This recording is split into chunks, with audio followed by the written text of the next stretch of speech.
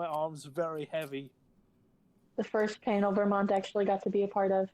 And we should be live. Fucking cancelled. I gotta... How do I... The advert is live. Skip ad. We skip adverts in this household. Hey, we don't, because adverts are what pay us. That's a good point. Watch all the adverts are what give us money. You must now. You have to. All right, watch all of our everybody. adverts, young Padawan. Watch all of our adverts. Subscribe to our Patreon. Donate money in the chat. Blah blah blah. Give me money anyway, or I hello. will break. Shut up, Vermont. Sorry, it's your show. Yeah, well, for once it is. Hello, everybody, and welcome to those of you who are not usually our, usual viewers. We are EAST Corp Productions. My name is Needle Stitch. I voice a few characters on the channel, including Derpy Hooves and Butterfly Stitch. On the panel as well, we have James Vermont, which is amazing because we never have him for our panel. He is one of our writers. Say hello. Hello! I am down here in South Africa. It's very late right now. Yes, he is our resident zebra. And then you may be familiar with his music or voice work with the Tree Studios. Absolutely. And then we also have James Kelly, who is going to be quiet. He is our sound mixing guy, but he's got people sleeping in the house, so he can't really talk. But he's here, and we love him. He's our resident hip-thrusting monkey. Ironic that the sound guy makes no sounds. Right? He's there, we promise. He's just silent. 1 second. Hello, everyone. And, hey! Hi, everyone. There we go. That's our resident Brit. We absolutely adore him and his hip-thrusting monkeyness. He is also currently the audio team lead at the Overmare Studios. I didn't even realize Overmare Studios was still doing stuff. Yep.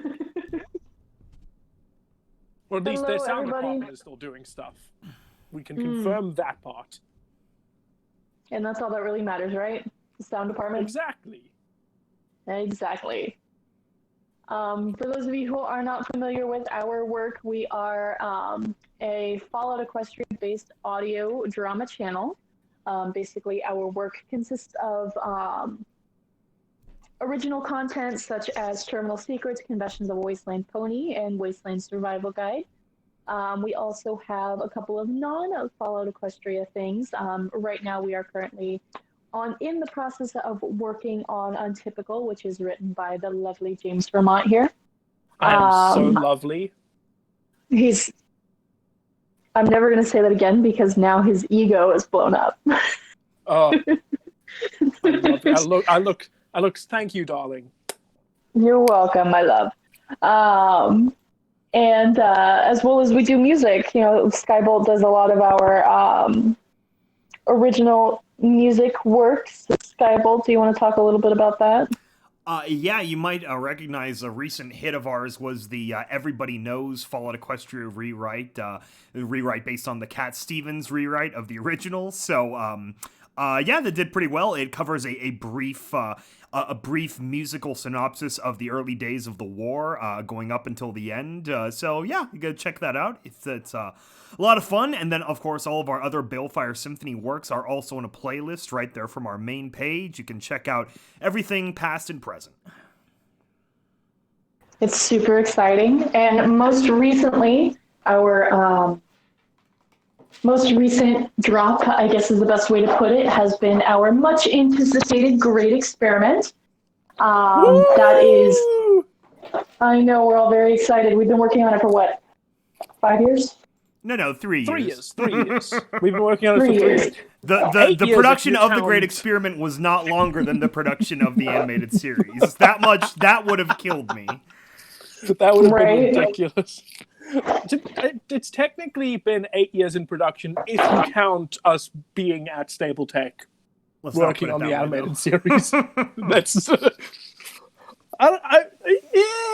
it kind of there are points where it feels like everything at Stable Tech was building up to this in a way.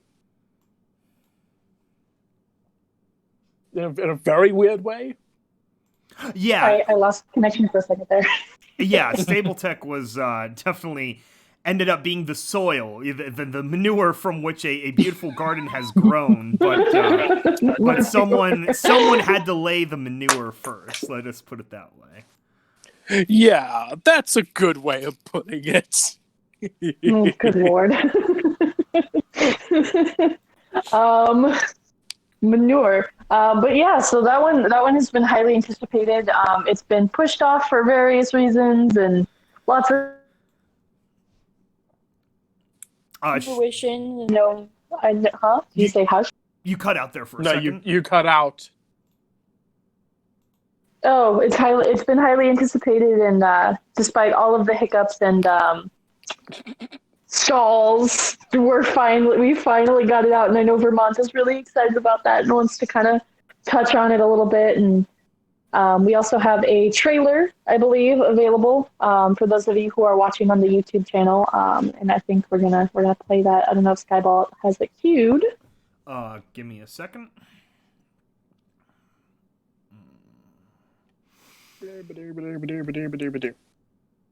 While Skyball is queuing up that, do you want to chat about it a little bit, Vermont? Or do you want to wait until after? I suppose we should just probably play that first, but shouldn't be too long. I've just linked it to Sky again, just in case. I think Sky's original. Because production of this went on for so bloody long, we ended up releasing multiple trailers for it. But I still think Sky's original trailer edit was the best one to go with. The one with the Fallout clips and the My Little Pony clips? Oh, no, not that one. The very, very first one. Okay. Ready and playing. When you're first starting out in the film industry, like... Damn it. When you're first starting out in the film industry like I was, your eyes are wide and you're looking to start on your first project. We're working on it. It can be very know easy what we're to doing, see failures of other projects and say, well, that won't happen to me. Well, I don't have it protagonist, going, so I don't know this thing. Nothing bad ever happens to the protagonist. I just have the chat up in case somebody It happened a lot. It happened question. to us again and again and again. We hit almost every single conceivable roadblock. Basically, I replied to them saying, hey, you know what you guys are trying to do is really not practical at all. I, as a team manager and team leader, should have seen this project was dead from the start. I was about to quit then. That very moment, I said, no, I can't carry on. But he said that, no, you're better than that. Pick yourself up and get back on it. So I did that.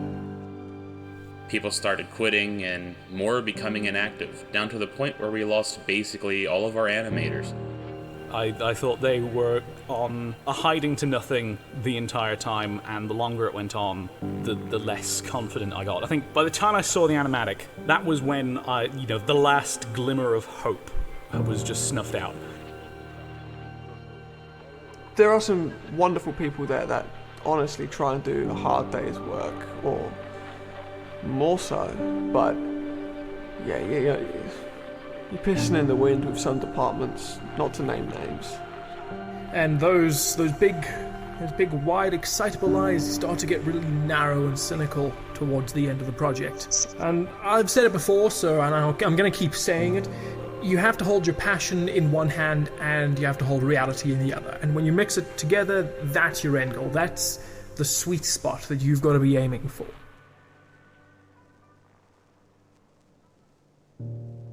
I had a lot of hope in Stable Tech.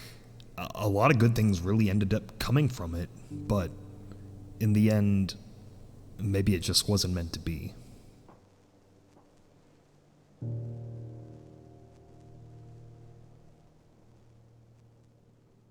And there we go. So the big The big release date for that was because Stapletech ended very unceremoniously on April 1st of 2017. We released that teaser. Everybody thought it was a joke.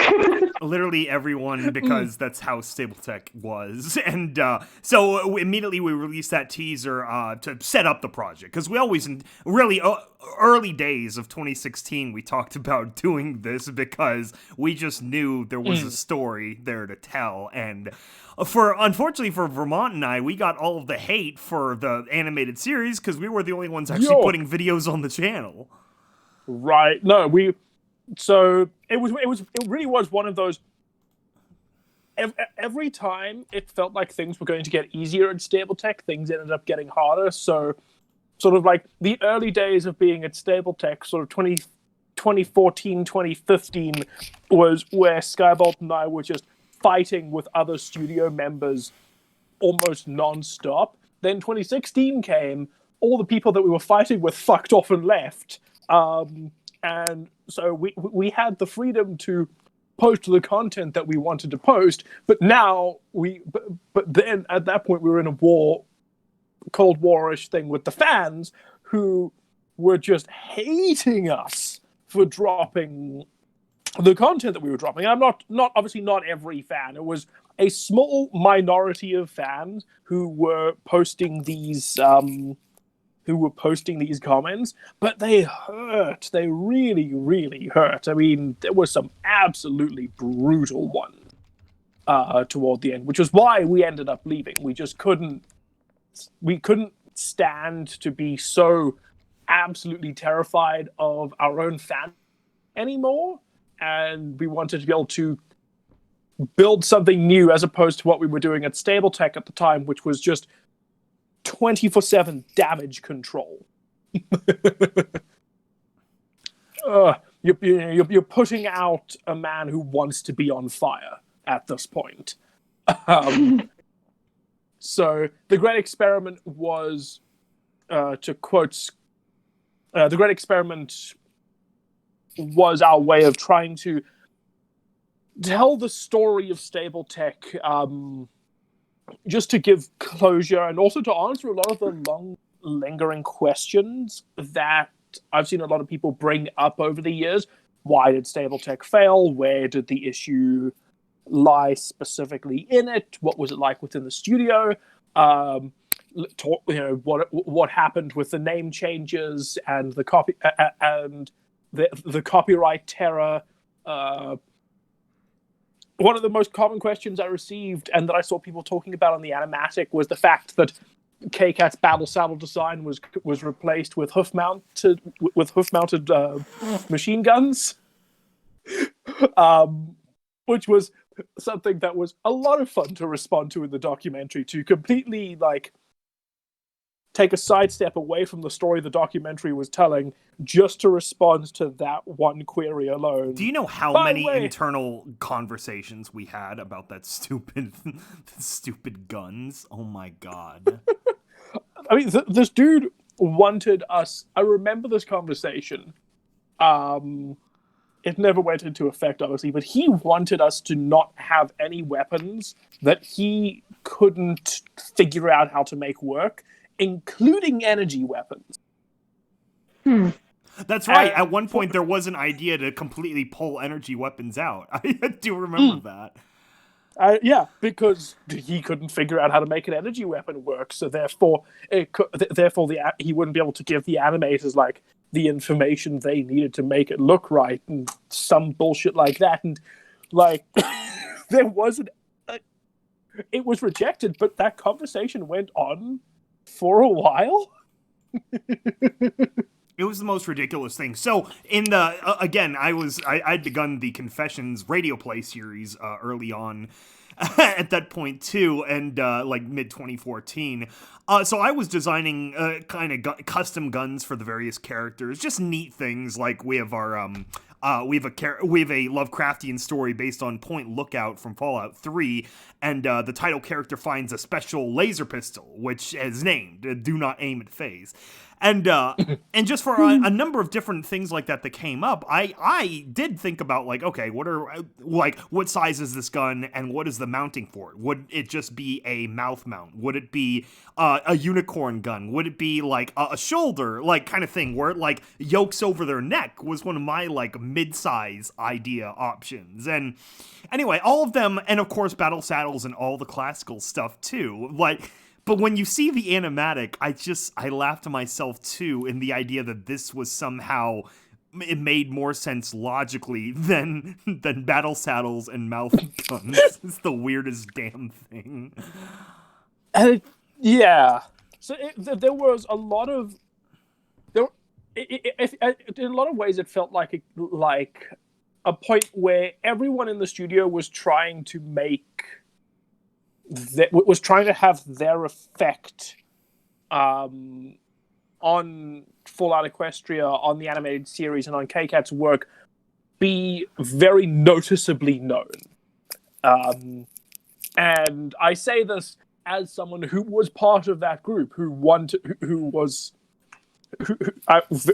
very driven by the ego of, I want people to remember this as being James Vermont's addition to Fallout Equestria, the animated series. And my way of doing that at the time, which I spoke about at length in the documentary, quite a hard thing to speak about, was the fact that I was one of the people behind some of the big story changes, and a lot of my episodes had to be thrown away and completely rewritten because I'd taken the story too far, which was 100% my fault. Completely my fault. So, jumping away from anecdotes and back to the actual thing, The Great Experiment is our Stable Tech documentary, our way in the story of Stable Tech in an hour and a half. We worked on it off and on for over 3 years, but it only really came together in the last 2 months, where 2 months in which I didn't really sleep a lot. I was basically working on it in all of my off hours, so but I am beyond proud of the final product. I think the same can be said that we all are. Alongside it, Skybolt finally got to release the finished animatic for Fallout Equestria with its fixed sound. Yes, yeah, that was another thing. So near the end of 2016, yeah, oh my gosh, near the end of 2016, as part of the final like death throes of the series, Vermont had a admittedly really good idea of putting out the full animatic as it was conceived, and for a number of reasons. On one hand, it would have helped encourage those in the studio that, look how close we are. Literally just finish the animation and it's ready to go. Unfortunately, that did not work. The whole studio, ever since the beginning of 2016, was honestly like bleeding like out of its arteries in terms of talent. Luckily, that meant that James and I, we could actually start like really getting stuff done. So early 2016, we were able to launch Terminal Secrets, and 2 episodes went out that year. Confessions episode 4, The Engineer, finally went out. But still, obviously, Vermont and I cared a lot about the animated series. We wanted to see it more than anything, and me specifically, after all a year or so of work in early 2014 I put into getting the sound ready for episode 1. I wanted to see that episode 1 so badly. Unfortunately, by the time, like, this is in the end of 2016, Vermont put out the animatic, and I either wasn't clued in at the time or I was distracted by The Engineer or something. Either way, it was just like this awful sound that when they built the animatic pieces, it was basically from a demo that I'd put into our group chats, which wasn't the point at all. Like, the demo was just a sample of like kind of what it could sound like. And somehow it lost, like, audio fidelity along the way. Like, it got saved over, like, a freaking Pip-Boy speaker or something like that. Because I had a whole package together of broken down by scenes. This is the music for this scene. These are the voices. And yes? Sorry, Lucas is like, are you live? And I'm like, yes, I'm live. And he's like, why are you quiet? It's like, I'm not talking. Yeah, so, anyway, so the animatic went out with terrible sound, and I always felt bad about that because I'm like, the VAs and the musicians, they put in so much effort to make it good. So with the release of the documentary, I took that old animatic and I actually did the full audio master backtrack to go with it, and I think it ends up a lot better. You really see the heart and quality everyone put into it with a little bit of a better backing track to go with it. It was an absolute joy to finally get this project out there and done, and the best part about it has been how wonderful and constant the fan feedback has been on this. Like, we don't normally see this much engagement in terms of comments, and we especially don't see the this many paragraphs written in response, which has been really, really uplifting, even for the people just saying, hey, I see that you guys worked really, really hard, and that being at Stable was harder than we thought it would have been. That sucks. And even that in its own just means a lot.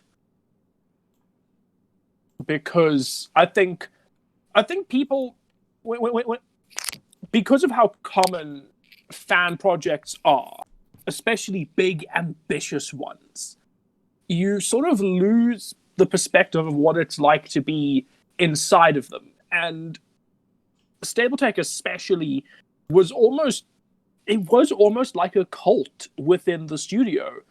You know, one of us. If you think about the fact that the writers, we finished our work for the first season, first few months, done,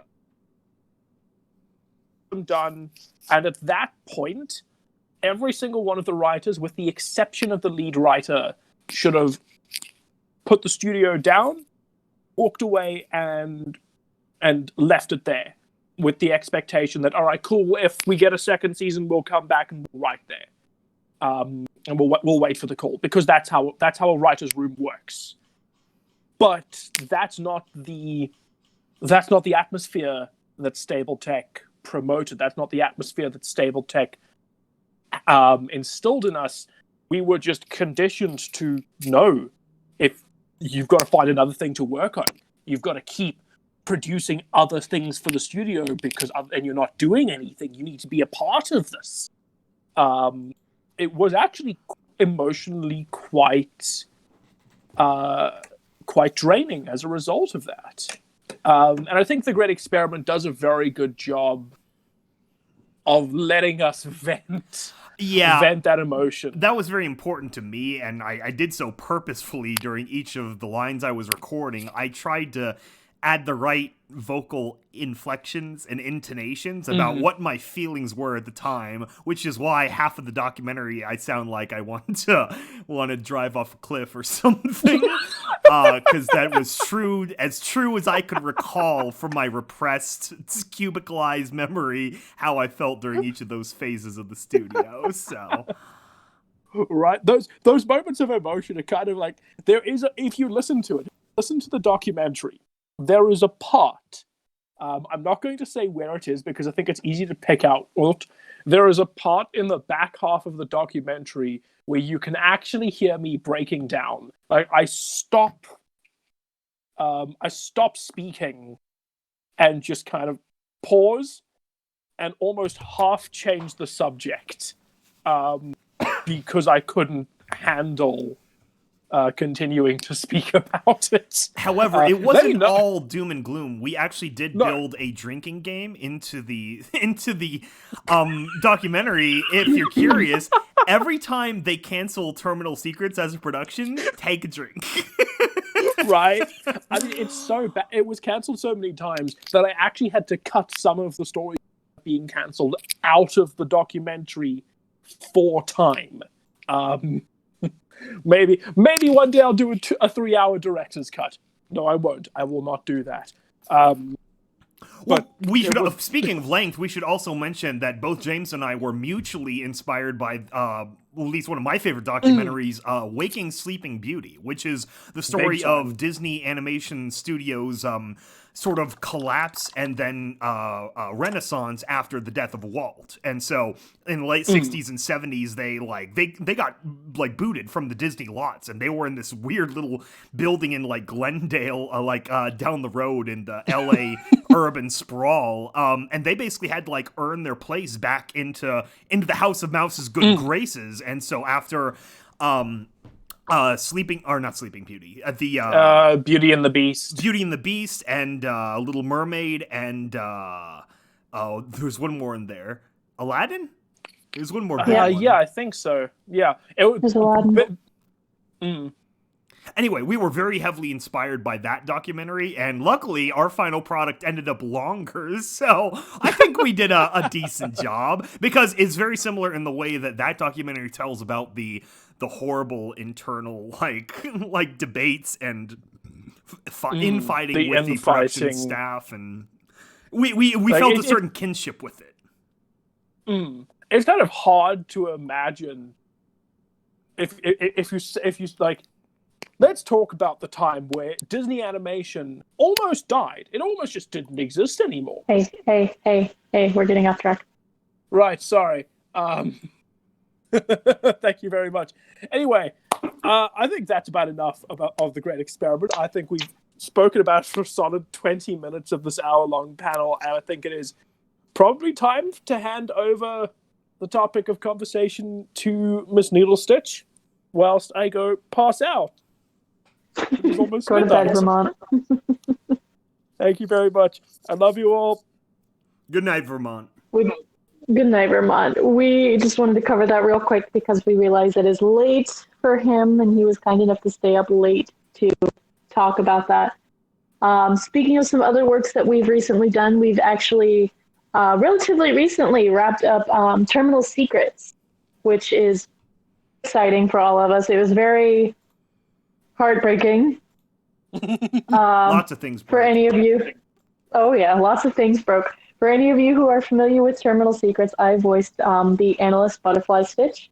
Vermont and Skybolt both wrote those together, and basically the story follows Butterfly Stitch as she analyzes each of the stables to make sure that the experiments are going properly, and if for whatever reason they aren't, she terminates them, and she has to live with that guilt and that struggle throughout the whole series. And it's a very heartbreaking series, but it's very well done.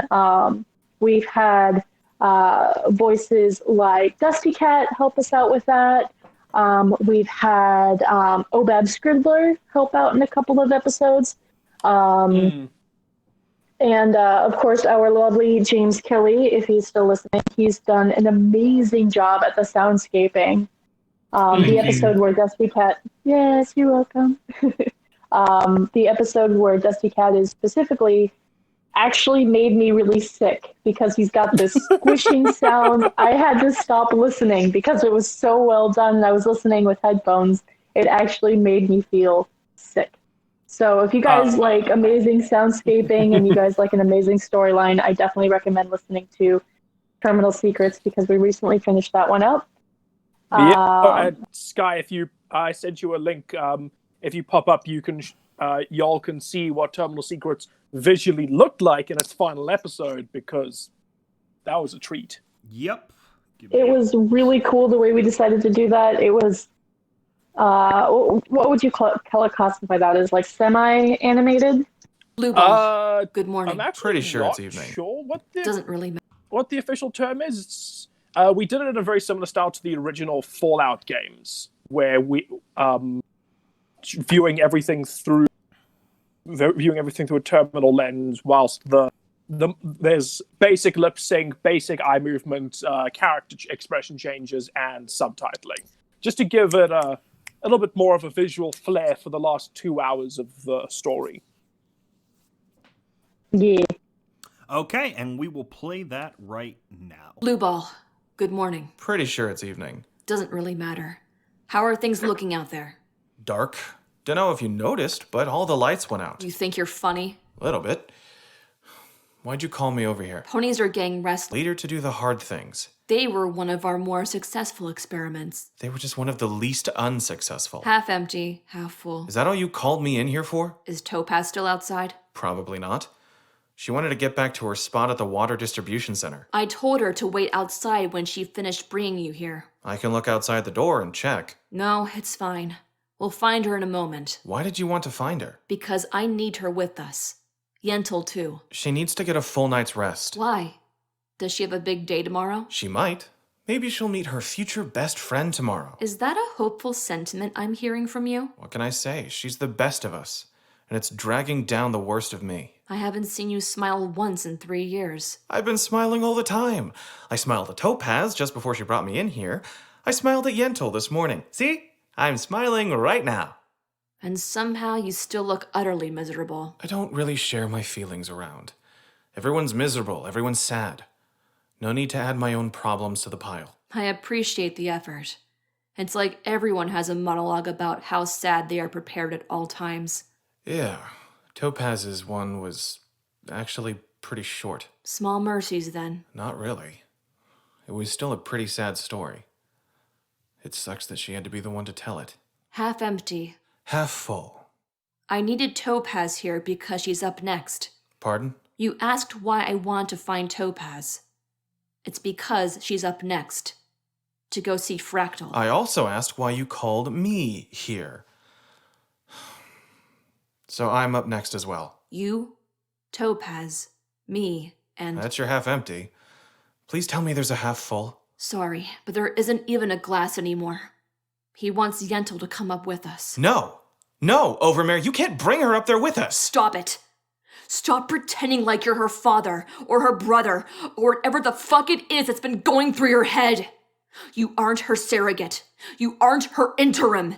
I'm her goddess-damned mother. Then you should act like it. If I don't bring her up, then Fractal's going to gas the basement.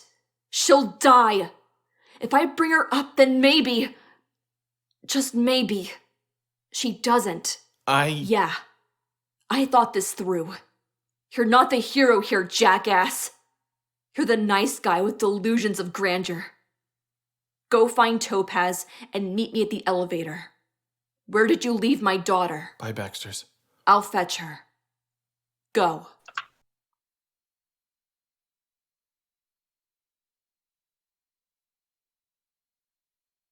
Well, if it isn't all smiles and good times. I don't know about smiles and good times, but so yeah, that's that was Wasteland, or sorry, not Wasteland Survivor Red. That was Terminal Secrets, and it was very, very emotional. The whole thing was very emotional. Let's see, what other ones do we have to talk about? Well, as an addendum, I can show the fact that because these are audio productions, obviously it's a lot harder to search for specific scenes or characters or whatever from either FimFiction or a PDF document or Google Doc. So I want to let everyone know that after many, many months of hard work, we finally have all of our pages on the Wikia, the FOE Wikia, filled out for both Terminal Secrets and Confessions of Wasteland Pony. So character pages, stable pages, backdrops, behind the scenes, a whole lot of fun reading and fun facts that you could check out if you like the show or are at least interested and want to see like what the idea is behind each episode. Yeah, and you don't need to be, for those of you who aren't fans of Fall of Equestria, you actually don't need to have any knowledge of the original stories in order to be able to watch, our works. It helps, obviously, if you have a basic knowledge of Fallout itself, because obviously we do make a lot of nods and such towards that. But you don't need to know anything about the stories of Little Pip or anything like that. You don't need to know any of K-Cat's stories to be able to actually watch our stuff, because we really don't nod to them very much. I think there's one or two small nods, but nothing The idea is to keep like them almost like crazy. DLCs. They're self-contained, so whenever, obviously, we try to stay as canon with KCAT as possible, but whenever there's a bit of world building that is brought up, we reestablish that quickly for anyone who might not be familiar, and then use that to then expand into whatever that plot line would be, like Stable Tech or the Stable Experiments or anything like that. Yeah, so it helps, like I said, a little bit to have a background knowledge of Fallout, because obviously they talk about doing the or the vault experiments and things like that, but you don't need to have a background knowledge of Fallout Equestria itself. One of the other productions that we're currently working on that we are almost finished with is Confessions of a Wasteland Pony, and I know that is Skybolt's baby, so I will let Skybolt discuss that one. Yeah, so Confessions was the first radio play that we were successfully able to get off the ground. Luckily, I had a little bit more sway at Stable Tech at the time, so we were able to launch the series, and originally it was going to be kind of a Monster of the Week thing, but after episode 2, I decided that I wanted a much more contained, overarching narrative, just start to finish. And so between the release of The Ghoul Doctor and the release of The Duchess Horror, the third episode, a lot of major skeleton groundwork was made into laying out the outline for the whole series as it was going to be, because especially now, it's over 200,000 words written, which amounts to about 28 or 29 hours audioly, because it's, an audio drama.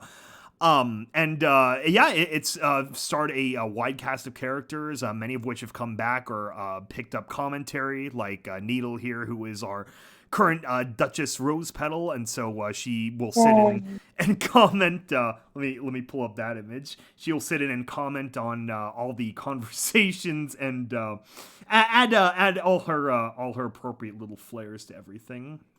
But yeah, yes. So it's been an ongoing project for many, many years, and it's definitely been the biggest single work I've ever done in the horse fandom. So I've really tried to make it really good, and now we are approaching the big finale. We had our penultimate episode ended on a cliffhanger, so I know a lot of the longtime fans are excited to see how that plays out, and I've put a lot of planning and work into making sure all the payoffs work out for all the characters, and it's a good time to get into it as we're waiting for the finale. So go and check out the playlist on our channel. We have a whole bunch of mixed videos too. If you are a fan and just want to catch up on the sort of plot themes, we have an overstory compilation. It's pretty great. So if you are at all interested, it's worth checking out. It's pretty exciting stuff. He's kept most of the VAs in the dark. I think only 2 of the VAs actually know what's going on. I have no idea what's going on, and he refuses to tell me. It's a big mystery, isn't it? Who knows how it's all going to wrap up? Jerk. And then final thing we like to talk about is our Wasteland Survival Guide. That is not in any way, shape, or form related to the Dead Tree Studios Wasteland Survival Guide, if you guys are curious. It is our own works in which we, Skybolt and Vermont, they write the chapters based on basic ways how to survive. It also includes some background story building that we decided to put into it, whether it be for fun or to be a little bit more serious. But that is voiced by myself. I voiced Derpy. Sky is pulling up a little picture there. Drawn by the lovely Tyler, right? Tyler Keshke, he did that? He did the original cover, yeah. Yes, he did the original cover for us, so it's really cool. I believe right now we are at, how many chapters? Like 20? It's 34 is in progress right now. So we have 33 published, plus a lot of little bonus videos and things like that. Yes, we're very excited. We're hoping to have everything finished up this year with that one. And then typically we do a little bit of a live reading of that, and I'm trying to decide which one I want to do. I think the alcohol is safe enough, right? in the correct doses, of course. Doses is fun. Yeah, I think alcohol is safe enough that we can do it because we're kind of trying to stay within the guidelines of LooneyCon. Let me double check. Let me just quickly read over it because I'm pretty sure it's appropriate. Yeah, it's appropriate. I'll do this one. Okay, so if any of you have ever joined us at a con, whether it be EQLA or Everfree or BabsCon, joined us for a panel, you know that we always release one of our newest chapters and I do a live reading. So I will go ahead and I will do that now for you. And then afterwards, we're happy to take any questions anybody might have, any comments, if anybody wants to say something. Yeah. Just going to shut up now and I'm just going to start reading. Okay. Do we have an image for, I think you're getting it. Okay. We're just doing the end credit image. Yes. Okay. Are you playing music? I can't tell. Oh, no, I will get that going. Let me know when you started it.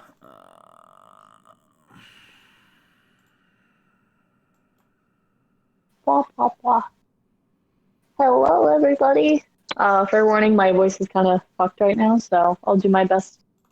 I will do my best. Also, I should probably take out one earbud so I can actually hear myself talk. It's Muffin Time! Okay, has anybody heard that song, Muffin Time? It's great. I love it. It's Muffin Time because I want to die, die, die. And I love it. There we go.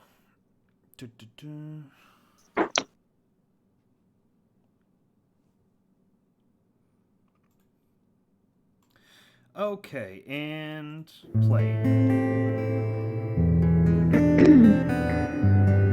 I just brewed up a fresh few bottles of apple cider.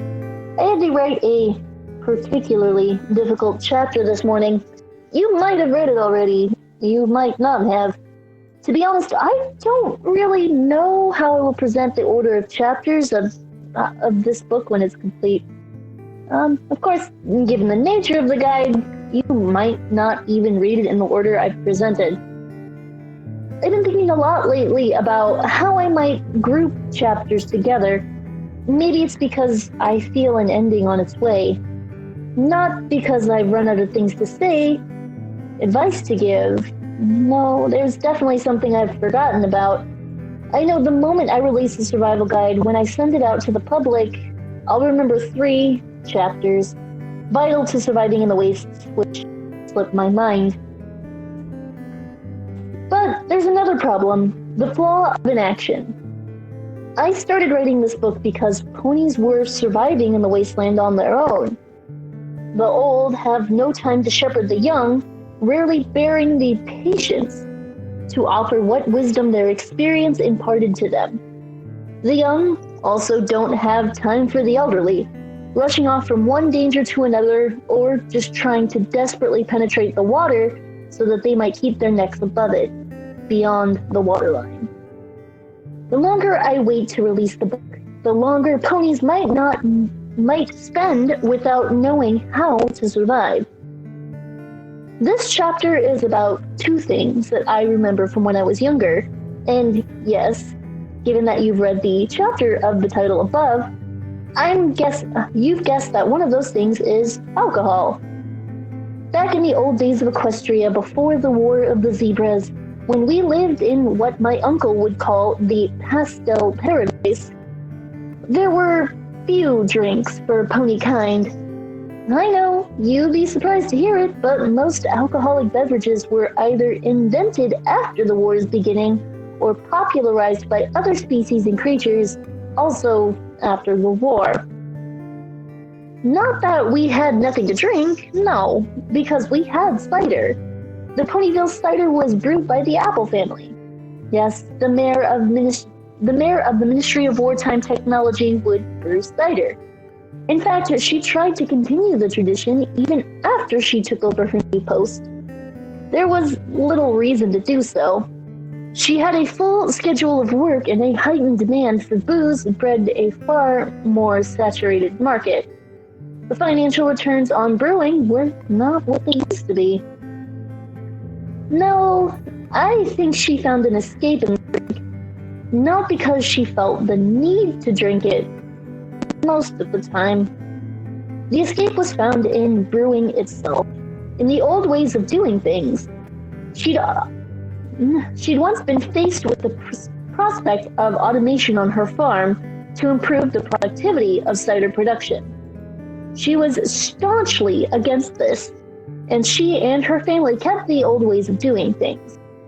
But war changes ponies. Life changes ponies. And the Ministry of Wartime Technology, headed up by Applejack,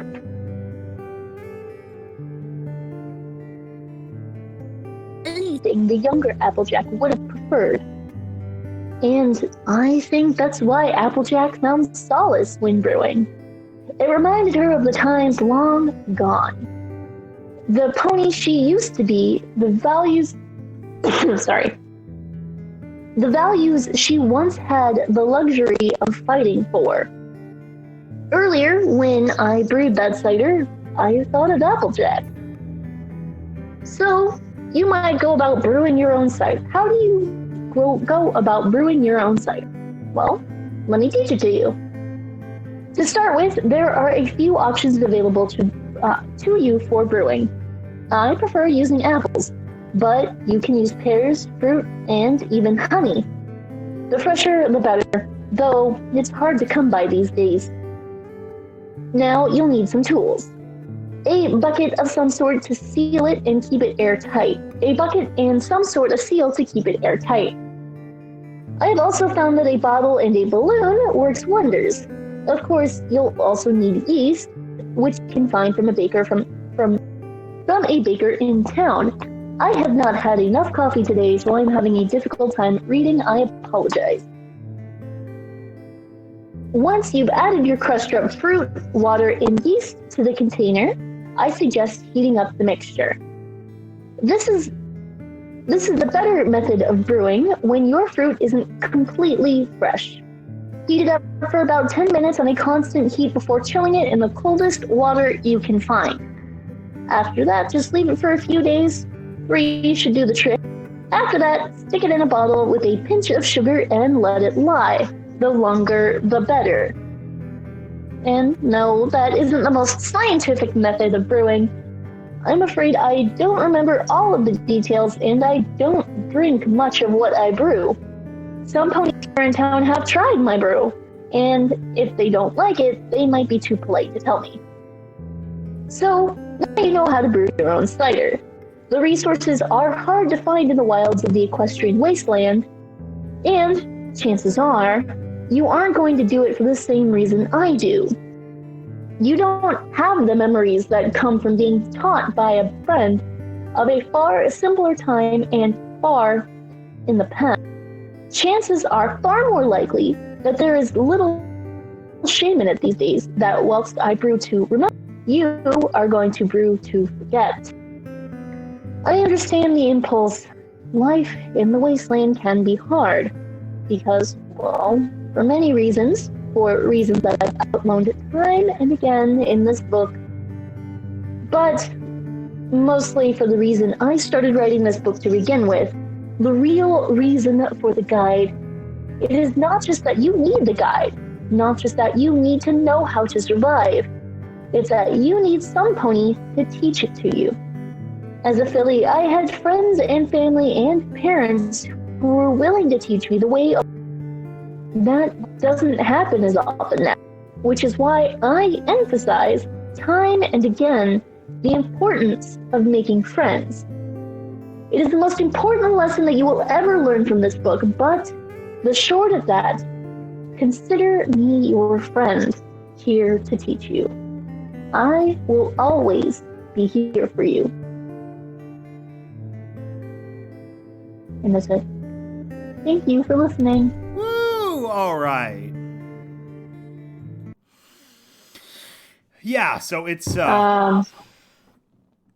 Yeah, it's been something else. 30 something episodes so far, and we are almost at the end. We're within 10 or so of the finale, and Vermont and I have just put on the finishing touches for the big afterward chapter. Not too big, but like emotionally big. And so we're very excited to release that by the end of the year. We're very excited. Now is the part of the panel where we typically open up for questions. You can either post, if you guys are listening on the Discord chat, you can post in the Looney Hall and we're happy to answer. Or if you guys are listening on YouTube, you're happy to post in the chat as well. Either way, we will see it and we will be happy to answer any questions that you might have. We have like 3 minutes left of the stream, but we'll leave it open for about 10-15 minutes, maybe longer if we get more questions. Let's see. Are there any questions so far in the chat?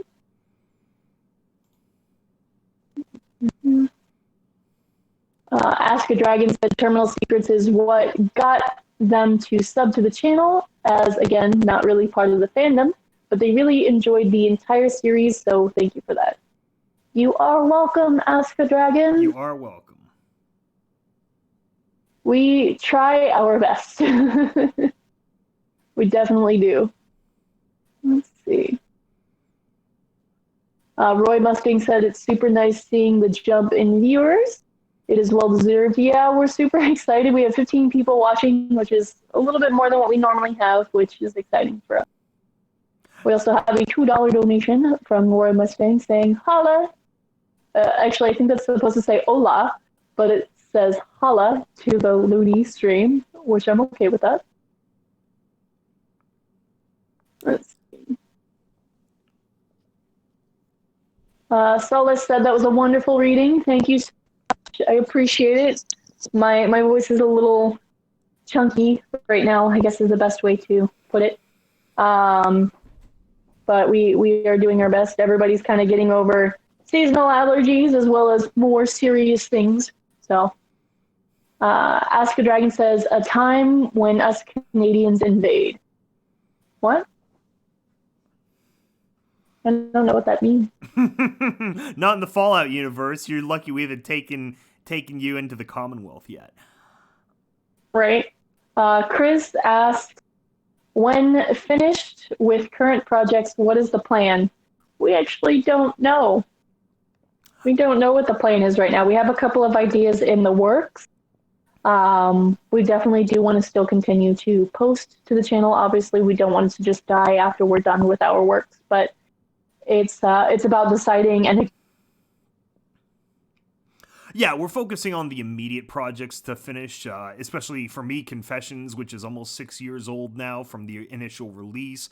And then Wasteland Survival Guide is actually getting close to its 4th birthday. So both of those would be nice to wrap up here soon. And then, we have a lot of possibilities for what we could do afterwards. Yeah, we do. We have Untypical still, which is mine and Vermont's baby. If you guys haven't watched Untypical, I highly recommend it. We're currently in the process of trying to get episode 2 out. It's just about coordinating with a couple of the VAs to send me their lines. He's got no excuse. I live close to him now, and he has no excuse as to why he hasn't done them yet. And then let's see. Window on the next episode of Untypical or Wasteland Survival Guide or Confessions. Which next episode? In general, the next episode to be released is going to be the Wasteland Survival Guide. Probably the alcohol episode that I just did, because that's typically what we do is we read the chapter live and then we release it to the public after. Untypical, we do not currently have a time frame on that one. I can give a slight update. I know when it...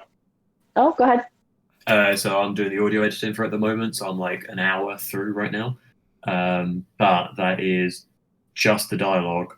And as Needle said, there's still some VAs to do. There's still lots of bit parts, I think, that need to be done.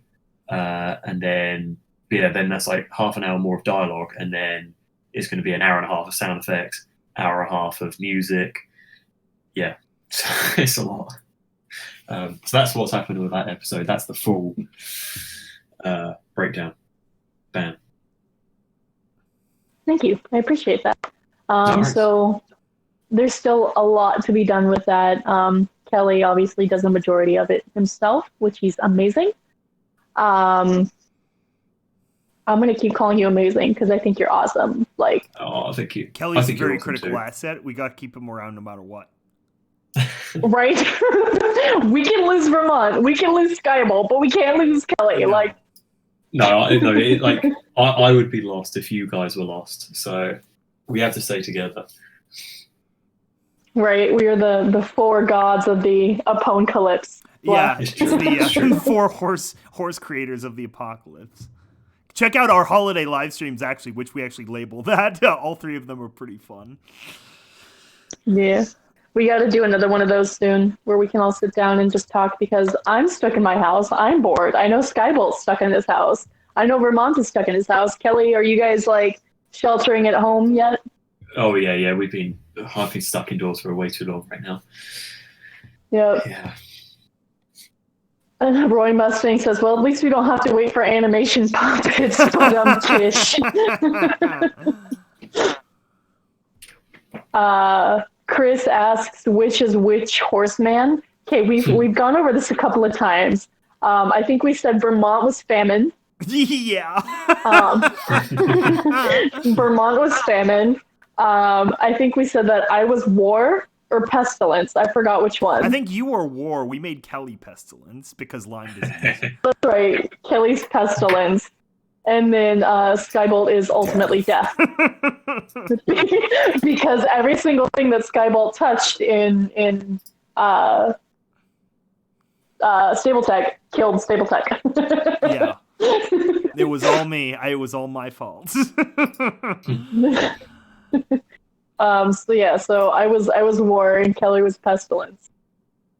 Let's see. Do I hear a what the fic planning? Yeah, I mean, we could do a what the fic with the apocalypse gods, and that'd be fun because I don't think Kelly's done a what the fic with us. Yeah, it's been a while. I've done one. Yeah. I always meant to isolate that. That's right. You did the Octavia one. Yeah. Yeah, I don't know what could we do. Let me see if I can find anything good. Oh, from the list. We don't have to do one today because I know it's a little bit late for Kelly, but we should definitely plan one of those when it's a little bit earlier in the day for Kelly. Definitely. We got no other questions so far. We just have I'm Stuck at the House from Sunset Shimmer. Sunkeesis says easy solution is Netflix and chill. Every single day has been Netflix and chill for me. Just watching Netflix and watching old Disney Channel movies. And then working on projects that I have backlogged, including old commissions that need to get finished. Yeah, it's been nonstop confession stuff for me, more or less. Really, finally got the script done. Our actors are recording, including myself. So it's the full front press, getting everything done as quickly and accurately as we can. Yeah, it's been both a blessing and a curse, I guess. This whole shelter at home order, because it obviously gives me a lot more time to work on stuff. But now I have too much time on my hands and I'm going a little bit crazy. You should ponify Anything Goes by Cole Porter. I mean, that would be fun. That is a fun song. But Anything Goes. It would get demonetized.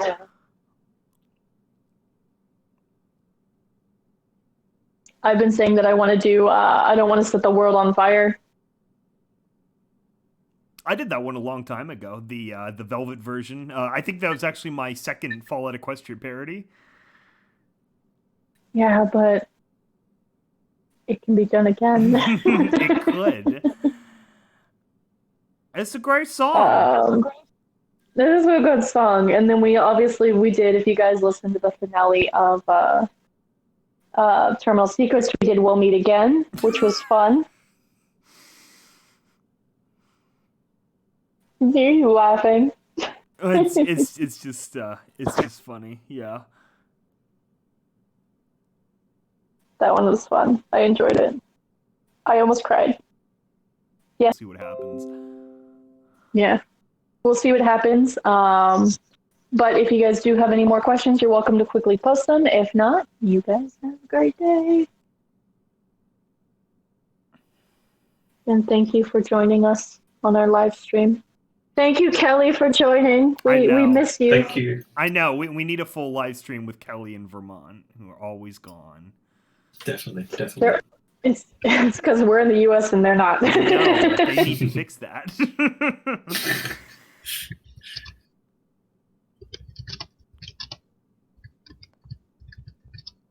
Magic or science from Chris?